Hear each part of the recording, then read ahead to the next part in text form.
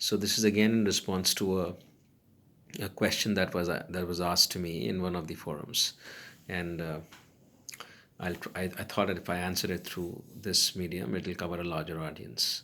So a question was asked on sufferings and phenomena of death. So let me get back to this in a very from with a deeper understanding.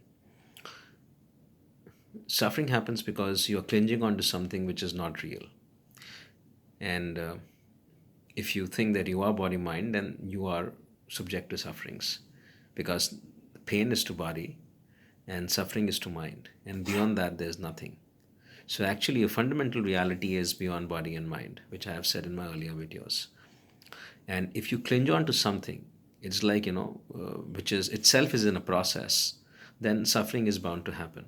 Because if it's like you're trying to hold the wind, or you're clinging on the wind, which is not possible.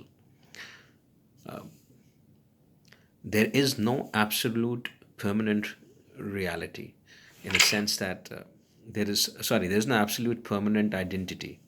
What I mean to say is that you cannot say then when you were born till the time you were 60 or 70 years old, you are the same body and mind. So if you're born as a child, you're going to grow as an adolescent, then an adult, and then as an old person. So this itself is a process of transformation. So if this does not transform, if the child does not transform to an adolescent, the adolescent does not get transformed to adult. So this the physical process of the body takes as an evolutionary process in consciousness. The only thing which is permanent and which is the absolute fundamental reality is the consciousness, within which this body mind is a transformative process. They're evolving and they're transforming as we grow in life with our experiences. So when you close your eyes, you've got a lot of thoughts moving around. And these thoughts are actually getting stemmed up from your inner power, which is the soul. And some thoughts could be from the hypnosis of social conditioning in whichever culture you are living.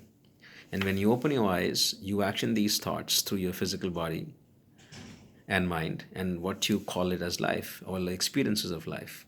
So you can't hold on or grasp or clinch to a particular experience or particular moment, because it's again a process of evolution. It's a process. How can you hold a process? You can't. So the fundamental reality is there is no physical death to the process. What is dying is the child, which is getting transformed into an adolescent. Then the adolescent dies, gets transformed into an adult, and then finally the adult dies, gets transformed into an old age. And once your karmic balances are settled down, this body is dropped. So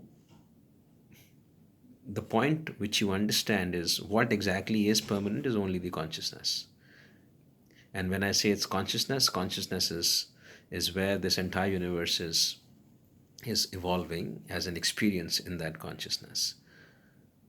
So the consciousness is the only thing which is given. It's a surface where it's a womb of creation where all these things are stemming up. That means body, mind, and the physical experiences of the universe. All three of them are are evolving in consciousness. So what you see dying is only the physical body, and what you see transforming is the mind or body, both, as your experiences grow in life. So consciousness is something which can't be seen, but without which you can't see anything. It can't be touched, but without which there is no feelings or physical touch.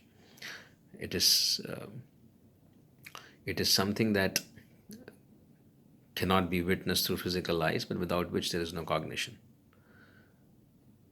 So coming back to the question is that the sufferings will happen because you think that you are body mind. That's the fundamental answer. And what you call death is only a transformation of body mind with evolution of time and consciousness. And one last thing, if you associate to to cling on or hold on to few things, it will always create sufferings. If you see your likes, dislikes, uh, sometimes you want something, you don't get it, and sometimes you like something and moves out of your hand. So if you stay on to an emotion or you hold on to something, The life is like just a lightning in the sky. It just flashes and go. The same is one portion of life. So in that flashing, you are just equating your karmic balances for this lifetime. So if you are into the fundamental reality, if you because the there is only one thing which is permanent, which is consciousness. And beyond body mind, you'll realize this, that the individual soul and the universal soul are one. Atman and Brahman, the Vedantic terminology, they are one.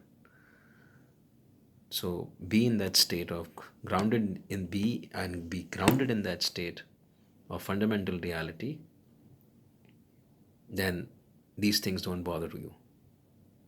And you have an absolute clear picture of your existing lifetime. Okay, thank you.